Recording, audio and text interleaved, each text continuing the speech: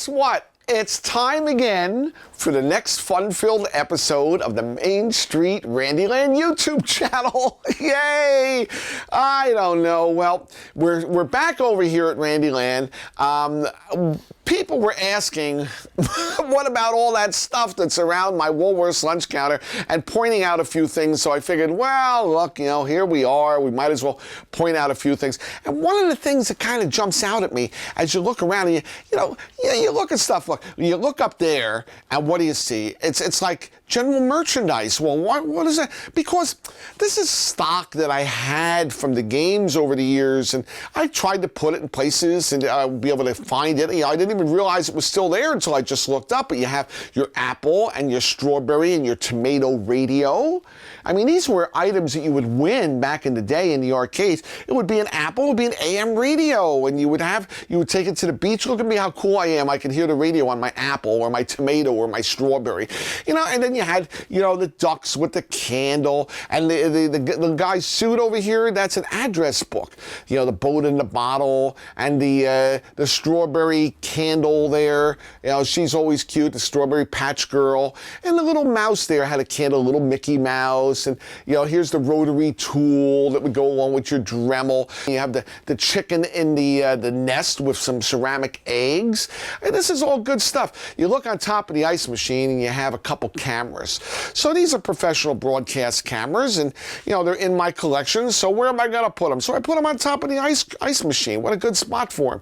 But that car next to it, I mean, people don't even recognize it as a car. Is that a car? What is that thing? It looks like a spaceship.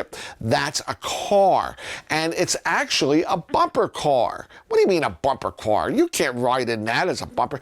That is actually a bumper car. Now, why do they call it a bumper car? Well, I guess I gotta climb over to show you. I don't even know if I can show you on this thing, but we gotta climb up on the Woolworths lunch counter here and see if we can get through here without making a giant disaster. Look at this. I'm gonna get through. I don't know if I'm ever gonna get out of here again, but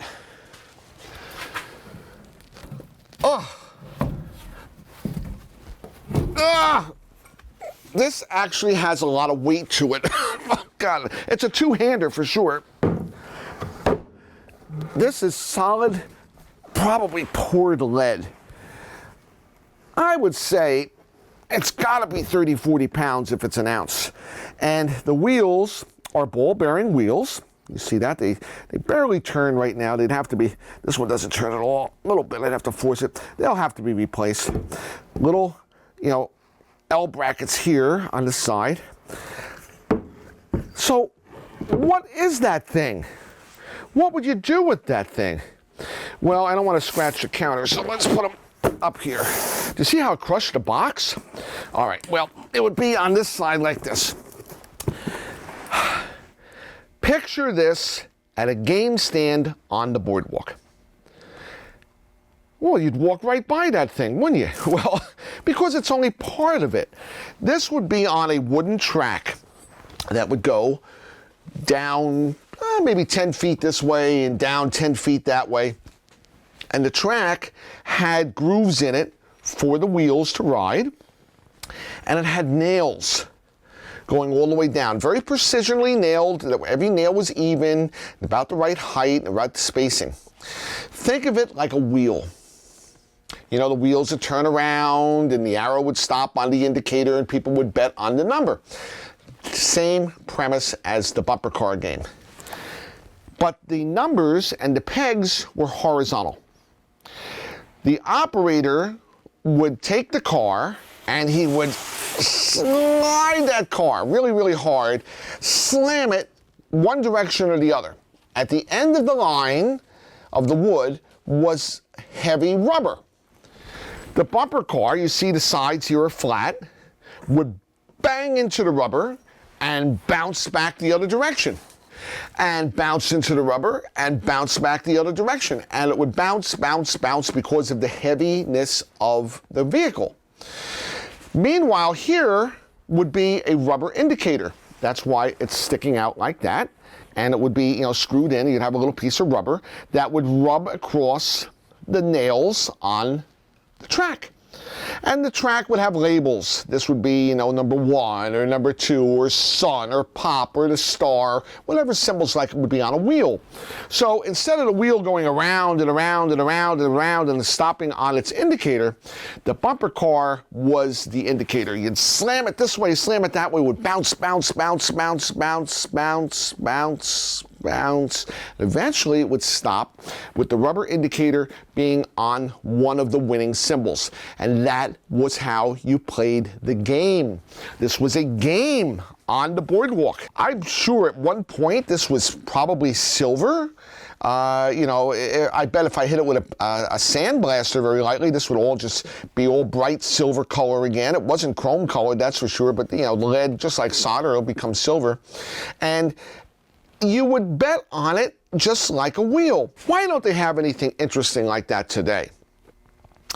Well, the main reason is this has to be pre-1958. Well, how do you know? I don't see any dates on there anywhere. Because in 1958, the state of New Jersey shut down all the games on boardwalks and fairs and carnivals because they were considered gambling. And when they wrote the license laws for legalizing games for fun, you had to have them based upon skill of the player. There's no skill involved for the player who's simply betting on a number, and the guy is going to slam this heavy car back and forth, and they're betting on a number. There's no skill involved. The player has no participation. They're simply betting on a number. Well, how is that different than a wheel? Well, it really wasn't different from a wheel, because the wheels at that time, the operator would take a hold of the wheel and he'd spin the wheel. The whole wheel would turn. Well, that's why wheels changed to have arrows and motors. So there's always buttons at the wheel, which are called skill stops, so that the operator starts the reset of the game, meaning the game's ready, and then some player will press a button and the wheel starts spinning.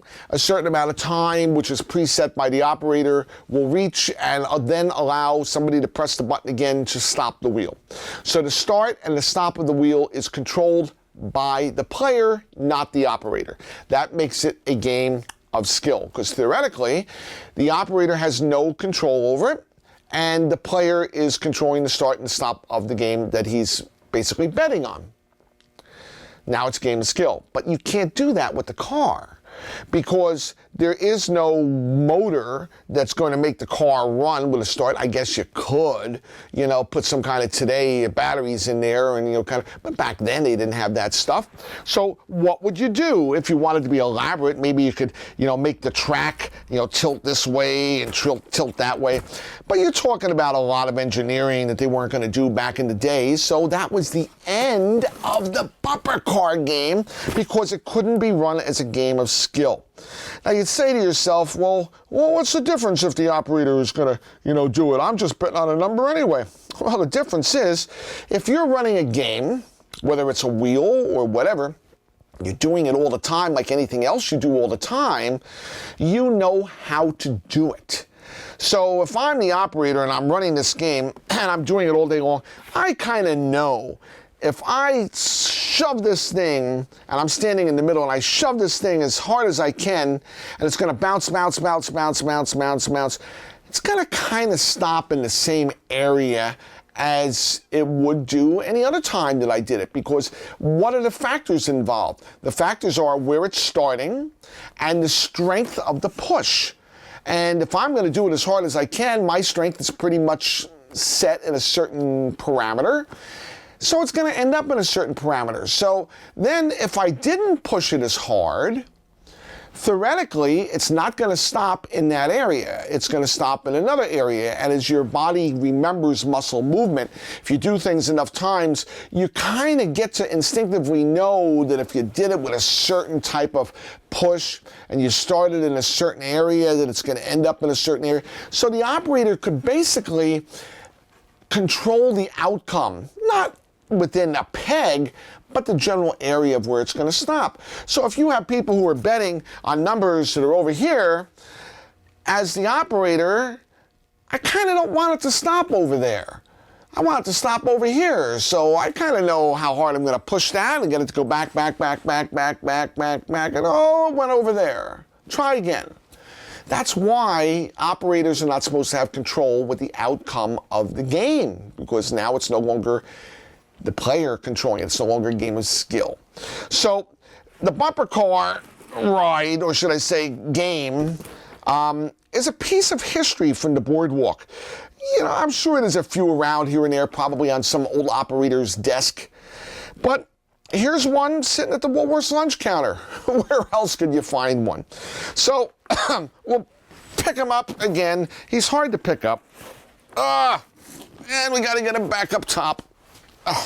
You wouldn't think something so small could be so heavy. But he is. And now I got more dirt on my hands. And now we gave you another fun-filled epic education right here in another epic episode at the Main Street Randyland YouTube channel. Did you enjoy that one? I hope you did. Next time you think of bumper cars, you got to think of this thing instead of riding in the car and bumping your friends. Remember, no head-on bumping. See you next time. Bye-bye, guys.